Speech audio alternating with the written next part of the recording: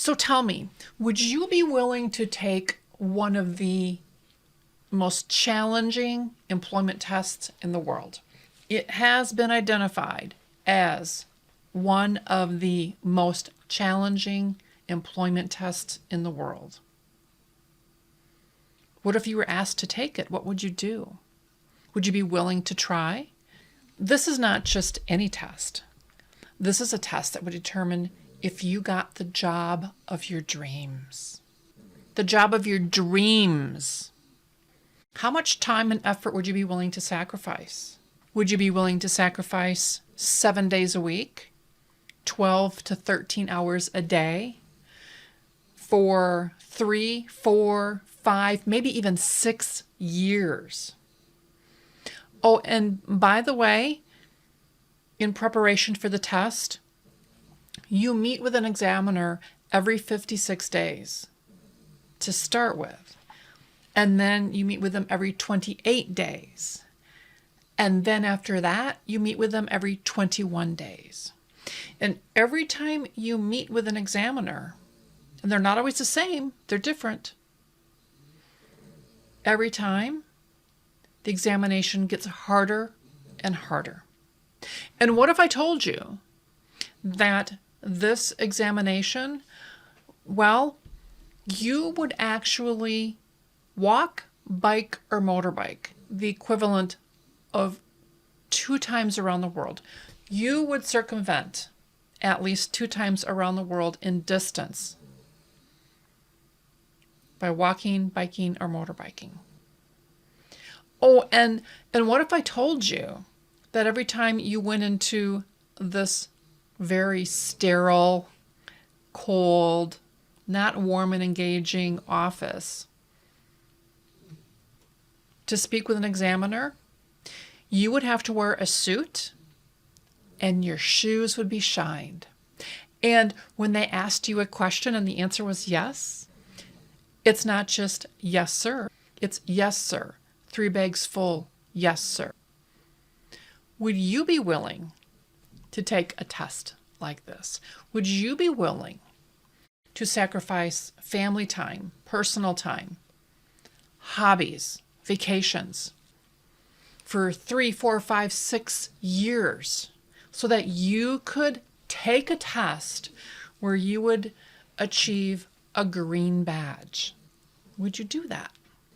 How much passion and desire and commitment do you have that would get you to a place where you would achieve the goal of a job of your dreams? What are you willing to do? What would you be willing to do? Oh, and by the way, when you get feedback from the examiners, they aren't all kind and fuzzy and trying to put it in perspective or ask you about your weekend. They don't care.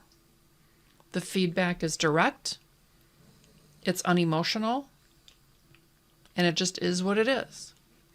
Oh, and one of the examiners, his nickname, the Smiling Assassin. What if you had to face someone like that every 56, 28, or 21 days for 3, 4, 5, or 6 years? Would you do it? Oh, and what if your sphere that you were working with was geographically a 6-mile radius around one point, and in that area you had 25,000 roads that you would have to know. Not only that, you have to know where all the offices are, where the flower pots are, where the statue is of 2 mice sharing a piece of cheese. That's 1 foot tall. Would you do it? Is your dream job, is your goal so important to you that you're willing to sacrifice so much to achieve it? Here's part of the description. To achieve the required standard to be licensed as an all-London taxi driver, you will need a thorough knowledge primarily of the area within a 6-mile radius of Charing Cross. You will need to know all the streets, housing, estates, parks, and open spaces, government offices and departments, financial and commercial centers, diplomatic premises, Town halls, registry office, hospitals, places of worship, sports stadiums and leisure centers, airline offices, stations, hotels, clubs, theaters, cinemas, museums, art galleries, schools, colleges and universities, coroners' courts, police stations, headquarters, civil criminal courts, prisons and places of interest to tourists. And that's not all. You have to know where that little statue is with two mice sharing a piece of cheese, and all the tourist interest, and where's the latest pub, and what's the name of this pub, and where's the restaurant, and where's this, and where. You have to know thousands and thousands of points of interest. You have to know so much that your posterior hippocampus will grow just so you can drive a London black boxy cab. You know, I don't know about you, but when I get into a cab driver, I don't know about you, but when I get into a cab, I want a driver who drives safe and knows where I need to go. How often have I gotten into a cab and the cab driver is not sure where to go, so I'm telling them where to go? So back in 1851, when they had the great exhibit in London, the transportation, the drivers of the carriages had so many complaints from the tourists that by 1854, they had this in place. Now, yes, it's evolved, that they were going to ensure that the process to become someone who is responsible for taking people throughout this primary place in London would know exactly everything there was to know. Hands down, no questions, they had to know everything. And there were no exceptions. And there never have been any exceptions. As a matter of fact, if you go into this area, you will see thousands of men and women on motorbikes, bicycles, and on foot, taking notes. On their motorbikes, they have this plexiglass cover. They have maps. They're looking up everything. They have to know everything at all hours of the day. All hours of the day, morning, noon, night, late at night, early in the morning. For 7 days a week, 12 to 13 hours a day, for 3, 4, 5, or 6 years. They've actually studied these folks, and it was these examinations of these people that they realized that you actually can change the structure of the brain. You know, they used to think you had this brain and that's what you had, that's what you got. Not true. You can change the structure of it, as the example with these folks who spend all this time learning new information, thousands and thousands and thousands of pieces of information that they have to commit to memory. The posterior hippocampus. They have a professional code, and they won't change that code for anybody. So the reason I bring this up, the reason I want to talk about the knowledge is because we talk about feedback and giving and receiving feedback and how important it is and how we have to think about the other person. And yes, you know, this situation is different because it's not an employee-manager relationship and it's a very specific job. However, it comes to my point to think about what is so important to you, what in your job is so important to you. What is it that you want so bad that you're willing to sacrifice to get it? Or are you only willing to give so much?